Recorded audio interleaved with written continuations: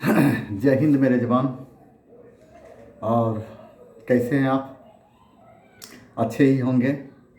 जीत आपकी हुई है। इस जीत को सोकर नहीं गुजारना है। इस जीत को मोबाइल देखकर नहीं गुजारना है। इस जीत को सकारात्मक कार्य में लगाना है।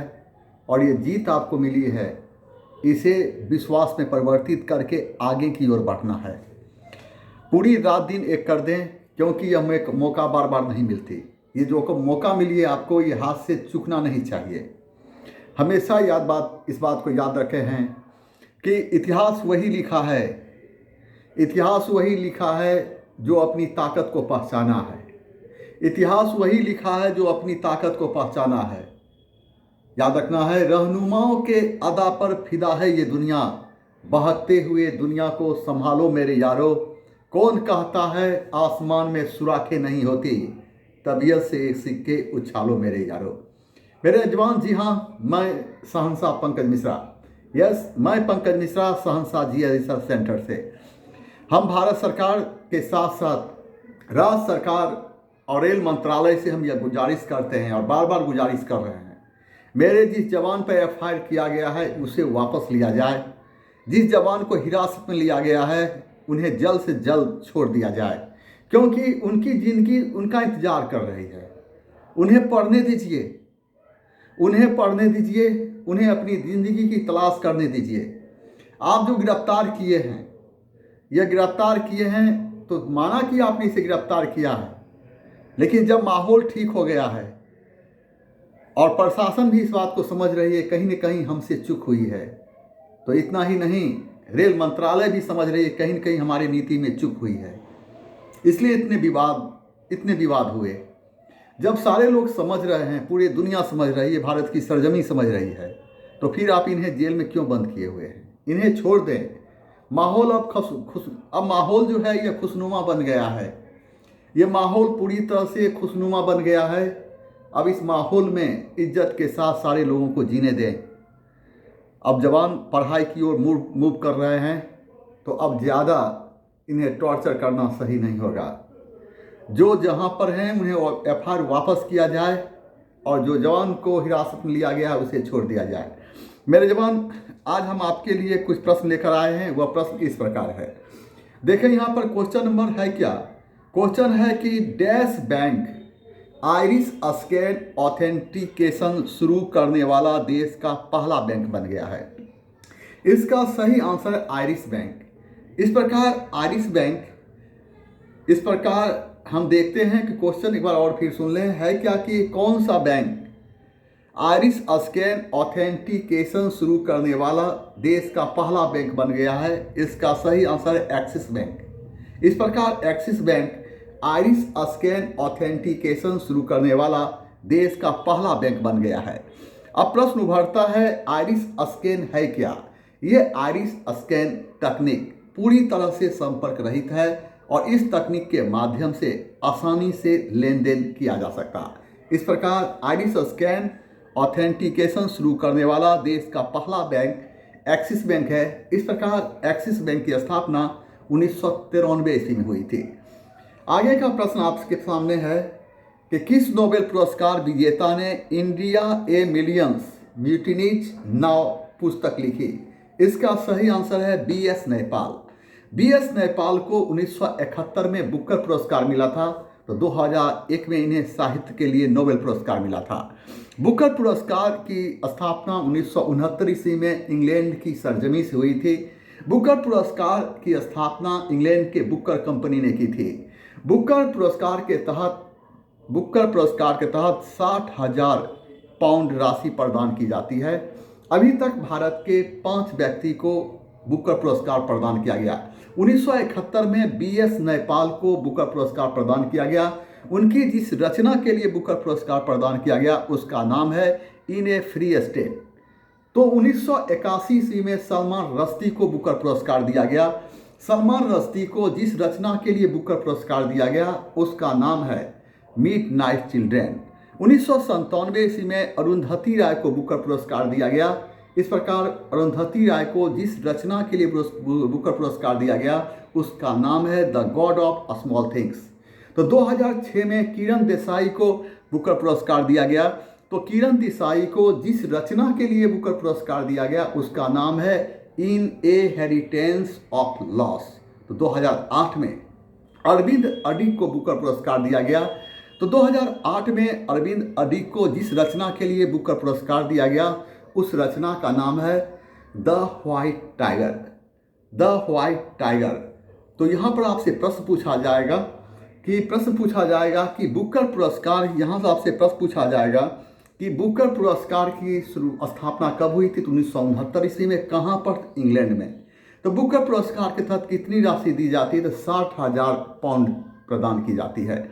तो पूछेगा बुकर पुरस्कार अभी तक कितने भारतीय को मिला है? तो बुकर पुरस्कार अभी तक 5 भारतीयों को मिला है। सर्वप्रथम ये बुकर पुरस्कार किस भारतीय नागरिक को मिला? तो 1971 ईस्वी में BS नयपाल को दिया गया। तो किस रचना के लिए दिया गया? तो उस रचना का नाम है इन ए फ्री स्टेट। तो फिर पूछेगा कि 1981 ईस्वी में बुकर पुरस्कार किसे दिया गया? तो सलमान रश्दी को। तो सलमान रश्दी को बुकर पुरस्कार उनकी किस रचना के लिए दिया गया? तो मिडनाइट चिल्ड्रन के लिए दिया गया। तो फिर पूछेगा आपसे कि 1997 ईस्वी में बुकर पुरस्कार किसको दिया गया? तो अरुंधति राय को। तो अरुंधति राय को बुकर पुरस्कार किस रचना के लिए दिया गया? तो the God of small things के लिए दिया गया। पूछेगा 2006 में बुकर पुरस्कार किसको दिया गया? तो 2006 ईस्वी में किरण देसाई को दिया गया। तो उनकी किस रचना के लिए दिया गया? तो इन ए हेरिटेंस ऑफ लॉस के लिए दिया गया। तो पूछेगा 2008 में बुकर पुरस्कार किसको दिया गया? तो 2008 में अरविंद अडिग को दिया गया। तो उनकी किस रचना के लिए? द व्हाइट टाइगर के लिए। इस प्रकार बुकर पुरस्कार अभी तक 5 भारतीयों को प्रदान किया गया है। याद यहाँ BS नयपाल को 2001 में नोबेल पुरस्कार भी मिला था। तो अब ये प्रश्न उभरता है कि नोबेल पुरस्कार नोबेल फाउंडेशन के द्वारा दिया जाता है। नोबेल फाउंडेशन की स्थापना हुई थी 1900 ईस्वी में और नोबेल पुरस्कार 1901 से देना प्रारंभ किया गया। और ये नोबेल पुरस्कार नोबेल के वैज्ञानिक अल्फ्रेड नोबेल के सम्मान में दिया जाता है। नोबेल पुरस्कार प्राप्त करने वाला भारत के पहला नागरिक रविन्द्रनाथ टैगोर थे। और रविन्द्रनाथ टैगोर को 1913 ईस्वी में नोबेल पुरस्कार दिया गया और जिस रचना के लिए दिया गया उसका नाम है गीतांजलि। तो हम देखते हैं कि भारत के 10वां व्यक्ति अभिजीत बनर्जी थे जिन्हें नोबेल पुरस्कार मिला। और इन्हें नोबेल पुरस्कार अर्थशास्त्र के क्षेत्र में दिया गया। इस प्रकार अभी तक 10 भारतीय को नोबेल पुरस्कार मिल चुका है। पूछा जाएगा कि नोबेल पुरस्कार किसके द्वारा दिया जाता है? तो नोबेल फाउंडेशन के द्वारा। नोबेल फाउंडेशन की स्थापना कब हुई थी? तो नोबेल फाउंडेशन की स्थापना 1900 ईस्वी में हुई थी। तो पूछेगा नोबेल पुरस्कार की शुरुआत कब से हुई? तो 1901 ईस्वी में। तो किसके सम्मान में? स्वीडन के वैज्ञानिक अल्फ्रेड नोबेल के सम्मान में। पूछेगा आपसे पहला भारतीय कौन था जिसे नोबेल पुरस्कार मिला था? तो रविन्द्रनाथ टैगोर। रविन्द्रनाथ टैगोर को नोबेल पुरस्कार कब दिया गया? तो 1913 ईस्वी में। किस रचना के लिए? तो गीतांजलि के लिए। भारत का 10वां नागरिक कौन था जिसे नोबेल पुरस्कार मिला? तो अभिजीत बनर्जी को। अभिजीत बनर्जी को नोबेल पुरस्कार कब मिला? तो 2019 में। और किस क्षेत्र में? तो अर्थशास्त्र के क्षेत्र में। आगे की प्रश्न की ओर जब हम आ रहे हैं तो आगे का प्रश्न हमें मिलता है कि भारत के किस शहर को पूरब का एथेंस कहा जाता है? इसका सही आंसर है कि मदुरै को पूरब का एथेंस कहा जाता है। एक बार और प्रश्न सुनें। भारत के किस शहर को पूरब का एथेंस कहा जाता है? मदुरै। मदुरै वर्तमान समय में तमिलनाडु में स्थित है। मदुरै पांड्य शासकों की राजधानी थी और मदुरै मोतियों के लिए प्रसिद्ध था। मदुरै मोतियों के लिए प्रसिद्ध था। मदुरै में ही मीनाक्षी मंदिर स्थित है। कौटिल्य की रचना अर्थशास्त्र एवं मेगास्थनीज की रचना इंडिका में भी मदुरै जैसे जगह के बारे में हमें जानकारी मिलती है। आपसे प्रश्न पूछा जाएगा कि भारत के किस शहर को पूरब का एथेंस कहा जाता है? तो मदुरै। मदुरै कहाँ है? तमिलनाडु में। किसकी राजधानी थी? तो पांड्य शासकों की। तो मदुरै किस लिए प्रसिद्ध था? तो मोतियों के लिए। तो पूछेगा आपसे कि मदुरै और मीनाक्षी मंदिर कहाँ स्थित है? तो मदुरै में। पूछेगा किस 2 पुस्तक में मदुरै का उल्लेख मिलता है? तो कौटिल्य की रचना अर्थशास्त्र, तो मेगास्थनीज की रचना इंडिका में। आगे का प्रश्न है आर्य समाज का पहला मुख्यालय कहाँ था? इसका सही आंसर होगा मुंबई। आर्य समाज की बात करते हैं हम। स्वामी दयानंद सरस्वती का वास्तविक नाम मूलशंकर था। स्वामी दयानंद सरस्वती ने 1875 ईस्वी में बम्बई में आर्य समाज की स्थापना की थी और आर्य समाज की स्थापना की थी। स्वामी दयानंद सरस्वती अपनी बातों को लोगों तक पहुंचाने के लिए सत्याग्रह, प्रकाश, वेद, भास एवं वेदभास भूमिका जैसी पुस्तक की रचना की थी। स्वामी दयानंद सरस्वती पहले भारतीय थे जिन्होंने सर्वप्रथम स्वराज शब्द का प्रयोग किया था। स्वामी दयानंद सरस्वती पहले भारतीय थे जिन्होंने सर्वप्रथम हिंदी को राष्ट्रभाषा के रूप में स्वीकार करने की बात की थी। स्वामी दयानंद सरस्वती पहले भारतीय थे जिन्होंने कहा था विदेशी वस्तु का बहिष्कार करो और स्वदेशी वस्तु को अपनाओ। स्वामी दयानंद सरस्वती पहले भारतीय थे जिन्होंने कहा था विदेशी राज कितना ही अच्छा क्यों ना हो, खराब से खराब स्वदेशी राज उससे अच्छा होता है। इस प्रकार आर्य समाज का पहला मुख्यालय मुंबई में स्थित था, तो वर्तमान समय में आर्य समाज का मुख्यालय दिल्ली में स्थित है। आपसे प्रश्न पूछा जाएगा कि स्वामी दयानंद सरस्वती का वास्तविक नाम क्या था, तो मूलशंकर। पूछा जाएगा आर्य समाज की स्थापना कब हुई, 1875 ईस्वी में। कहाँ हुई थी, तो मुंबई में। पूछेगा स्वामी दयानंद सरस्वती अपनी बातों को लोगों तक पहुंचाने के लिए कौन सी पुस्तक लिखा था, सत्यार्थ प्रकाश, वेदभास एवं वेदभास भूमिका। पूछेगा कि स्वराज शब्द का सर्वप्रथम प्रयोग किसने किया था, स्वामी दयानंद सरस्वती ने। पूछेगा कि किसने सर्वप्रथम हिंदी को राष्ट्रभाषा के रूप में स्वीकार करने की बात की थी, स्वामी दयानंद सरस्वती। पूछेगा किसने कहा था विदेशी राज कितना ही अच्छा क्यों ना हो, खराब से खराब स्वदेशी राज उससे अच्छा होता है, स्वामी दयानंद सरस्वती। आपसे पूछेगा कि किसने कहा था कि विदेशी वस्तु को बहिष्कार करो और स्वदेशी वस्तु को अपनाओ, स्वामी दयानंद सरस्वती। और पूछेगा आर्य समाज का पहला मुख्यालय कहाँ था, मुंबई। वर्तमान समय में कहाँ है, तो नई दिल्ली में स्थित है। आगे की प्रश्न की ओर हम आ रहे हैं, हम नहीं, आगे की प्रश्न चीख कर रही क्या है। यहाँ पर देखें कुछ अनुच्छेद का उल्लेख मिलता है इस प्रश्न में। प्रश्न में है कि भारत के संविधान के किस अनुच्छेद में उल्लेख किया गया है कि लोकसभा में एक अध्यक्ष और एक उपाध्यक्ष होना चाहिए। तो भारतीय संविधान के अनुच्छेद 93 में इस बात का उल्लेख किया गया है, लोकसभा में एक अध्यक्ष एवं एक उपाध्यक्ष होगा।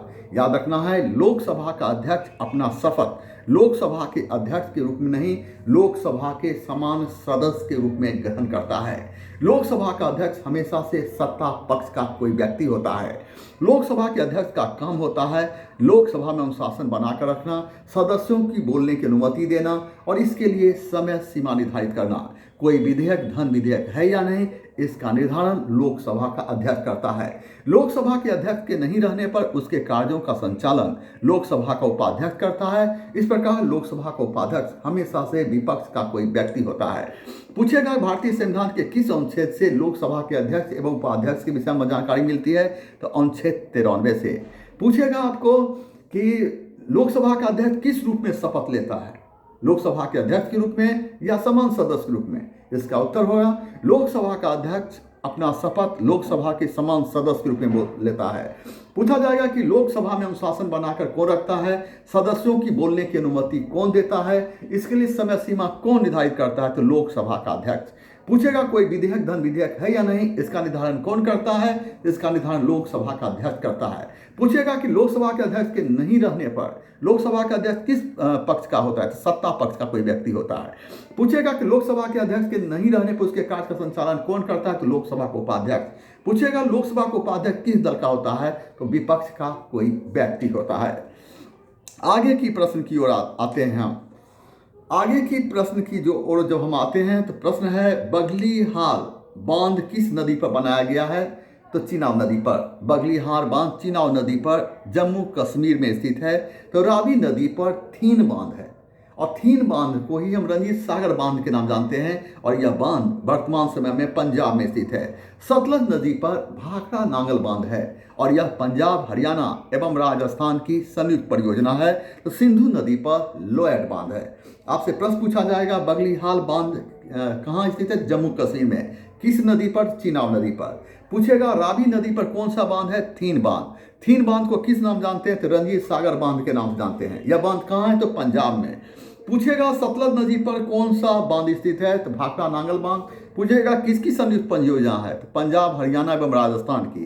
पूछेगा सिंधु नदी पर, और पूछेगा सिंधु नदी पर कौन सा बांध है, तो लोयट बांध। लोयट बांध याद रखना है। सतलज नदी पर भाखड़ा नांगल बांध है, तो सिंधु नदी पर लोयट बांध है। और सतलज नदी पर जो भाखड़ा नांगल बांध है यह पंजाब, हरियाणा एवं राजस्थान की संयुक्त परियोजना है, तो सिंधु नदी पर लोयट बांध है। आगे का प्रश्न है काली मृदा भारत के किस राज्य में नहीं पाई जाती है। काली मृदा पंजाब में नहीं पाई जाती है। काली मृदा को काली मिट्टी कहते हैं। इस प्रकार बेसाल्ट चट्टान के टूटने से जिस मिट्टी का निर्माण होता है उसे हम काली मिट्टी के नाम जानते हैं। और काली मिट्टी कपास की खेती के लिए उपयुक्त होती है, इसलिए इसे काली कपासी मिट्टी कहा गया। काली मिट्टी को महाराष्ट्र में हम रेगुल मिट्टी के नाम से जानते हैं। और सिंधु सभ्यता काल में कपास से सर्वप्रथम सिंधु सभ्यता काल के लोगों ने कपास की खेती करना प्रारंभ किया था। सिंधु सभ्यता काल में कपास की खेती सिंधु नदी के आसपास की जाती थी, इसलिए यूनानी लोगों ने सिंध प्रदेश को सिंडोन कहा था। सिंडोन का अर्थ होता है कपास का प्रदेश। आपसे प्रश्न पूछा जाएगा, काली मिट्टी किस चट्टान के टूटने से बनती है? तो बेसाल्ट चट्टान के टूटने से बनती है। पूछेगा बेसाल्ट चट्टान के टूटने से काली मिट्टी होती है। काली मिट्टी में किसकी अधिकता होती है? तो लोहे की। पूछेगा काली मिट्टी किसकी खेती के लिए उपयुक्त है? तो कपास की खेती के लिए, इसलिए काली मिट्टी को क्या कहते हैं? तो काली कपासी मिट्टी। पूछेगा काली मिट्टी को महाराष्ट्र में हम किस नाम जानते हैं? तो रेगुर मिट्टी के नाम जानते हैं। पूछेगा कि सिंधु से और कपास की खेती सर्वप्रथम कब प्रारंभ हुई? सिंधु सभ्यता काल में। पूरे विश्व में सर्वप्रथम कपास खेती सिंधु सभ्यता काल में प्रारंभ हुई। पूछेगा सिंधु सभ्यता काल में कपास की खेती कहाँ की जाती थी? सिंधु नदी के तट पर, इसलिए यूनानी लोगों ने सिंध प्रदेश को क्या कहा? यूनानी लोगों ने सिंध प्रदेश को सिंडोन कहा, और सिंडोन का अर्थ होता है कपास का प्रदेश। आगे की प्रश्न की ओर जब हम आते हैं तो आगे का प्रश्न हमें क्या मिलता है वह देखना होगा। आगे का प्रश्न ये उभर रहा है कि प्रश्न है, किस हिमालय क्षेत्र को शिवालिक के नाम से जाना जाता है? तो बाह्य हिमालय को शिवालिक के नाम से जाना जाता है, और शिवालिक हिमालय का सबसे नवीनतम भाग है। इसकी एक भी मुख्य चोटी नहीं है। पूछेगा कि हिमालय का सबसे नवीनतम भाग कौन है? तो शिवालिक। शिवालिक को हम किस नाम जानते हैं? तो बाह्य हिमालय के नाम से। इसकी कौन सी चोटी? इसकी एक भी मुख्य चोटी नहीं है। तो हम ग्रेटर हिमालय को महान हिमालय, बृहत हिमालय एवं हिमाद्री हिमालय के नाम जानते हैं। और इस प्रकार ग्रेटर हिमालय को हम महान हिमालय, बृहत हिमालय एवं हिमाद्री हिमालय के नाम जानते हैं। यह हिमालय का सबसे उत्तरी भाग है। इसी भाग में माउंट एवरेस्ट स्थित है, और माउंट एवरेस्ट को ही नेपाल में सागर माथा के नाम जानते हैं। इस प्रकार माउंट एवरेस्ट की ऊंचाई मानी जाती है 8850 मीटर। आगे का प्रश्न की जब हम बात करते हैं तो आगे का प्रश्न हमें क्या कहलाता है? आगे की प्रश्न की ओर खोज में हम प्रश्न को पलट रहे हैं और देखते हैं मेरे जवान के लिए कौन सा प्रश्न है। प्रश्न है कि किस देश ने एक नया उपग्रह पेंगुइन 48 लॉन्च किया है? प्रश्न है किस देश ने एक नया उपग्रह पेंगुइन 48 लॉन्च किया है? उस देश का नाम है चीन। और इस उपग्रह के लॉन्च करने का मुख्य उद्देश्य क्या है? पर्यावरण, मौसम एवं आपदा संबंधित जानकारी प्राप्त करना। आपसे प्रश्न पूछा जाएगा, पेंगुइन उपग्रह 48 का संबंध किस देश से? चीन से। और चीन द्वारा इस उपग्रह के लॉन्च करने का मुख्य उद्देश्य क्या है? तो पर्यावरण, मौसम एवं आपदा संबंधित जानकारी प्राप्त करना। आपसे प्रश्न पूछा जाएगा कि आपसे प्रश्न ये पूछा जाएगा आपसे प्रश्न पूछा जाएगा ISSF शूटिंग विश्व कप 2021 में पदक तालिका में भारत ने कौन से स्थान प्राप्त किया है? तो भारत ने 10वां स्थान प्राप्त किया है। यहाँ पर याद क्या रखना है? यहाँ पर याद ये रखना है ISSF शूटिंग विश्व कप 2021 क्रोएशिया में हुआ था, और इस शूटिंग विश्व कप में 18 पदक जीतकर रूस पहले स्थान पर रहा। तो वहीं भारत 1 स्वर्ण, 1 रजत और 2 कांस्य जीतकर 10वां स्थान प्राप्त किया था। आपसे प्रश्न पूछा जाएगा, ISSF शूटिंग विश्व कप 2021 का आयोजन कहाँ हुआ था? तो क्रोएशिया में। इसमें पहला स्थान कौन प्राप्त किया? तो रूस कितना पदक जीता? तो 18 पदक। भारत कैमा स्थान रहा? 10वां। कितने पदक भारत ने जीता? 1 स्वर्ण, 1 रजत और 2 कांस्य। आपसे प्रश्न पूछा जाएगा, भारतीय खो खो संघ के अध्यक्ष के रूप में किसे चुना गया है? इसका सही आंसर है कि भारतीय खो खो संघ के अध्यक्ष चुना गया है सुधांशु मित्तल को। तो वहीं भारतीय खो खो संघ का महासचिव बनाया गया है महेंद्र सिंह त्यागी को। भारतीय खो खो संघ की स्थापना 1960 ईस्वी में हुई थी, और इसका मुख्यालय नई दिल्ली में स्थित है। यहाँ प्रश्न का स्वरूप होगा, भारतीय खो खो संघ के अध्यक्ष के रूप में किसे चुना गया है? सुधांशु मित्तल को। तो भारतीय खो खो संघ का महासचिव किसको बनाया गया है? तो महेंद्र सिंह त्यागी को। पूछेगा भारतीय खो खो संघ की स्थापना कब हुई? 1960 में, और इसका मुख्यालय कहाँ है? नई दिल्ली में। अब यहाँ वो प्रश्न ये उभरता है, आगे का प्रश्न ये है, भारत के रेलवे मानचित्र में कौन सा राज्य शामिल हुआ है? तो तो भारत के जो रेलवे मानचित्र बनाया गया है इसमें मणिपुर को शामिल किया गया है। जहां तक रेलवे की बात है तो रेलवे नेटवर्क के मामले में पूरे विश्व में पहला स्थान अमेरिका का है, दूसरा स्थान चाइना का है, तीसरा स्थान रूस का है, तो भारत का स्थान चौथा है। एशिया में रेलवे नेटवर्क के मामले में पहला स्थान चाइना का है तो भारत का स्थान दूसरा है। भारत में सर्वप्रथम रेलगाड़ी 16 अप्रैल 1853 ईस्वी को बंबई से थाने के बीच चली थी, 34 किलोमीटर चली थी और इस रेलगाड़ी का नाम था ब्लैक ब्यूटी। भारत में सर्वप्रथम विद्युत ट्रेन चली थी 1925 ईस्वी में और यह कहाँ से कहाँ चली थी? मुंबई से कुर्ला के बीच चली थी और भारतीय रेल का राष्ट्रीयकरण 1950 ईस्वी में किया गया था। आपसे प्रश्न पूछा जाएगा कि भारत के रेलवे मानचित्र में कौन सा राज्य शामिल हुआ है? तो मणिपुर। पूछेगा रेलवे नेटवर्क के मामले में पूरे विश्व में पहला स्थान किस देश का? अमेरिका का। दूसरा स्थान किस देश का? चाइना का। तीसरा स्थान किस देश का है? रूस का। चौथा स्थान किस देश का? तो भारत का।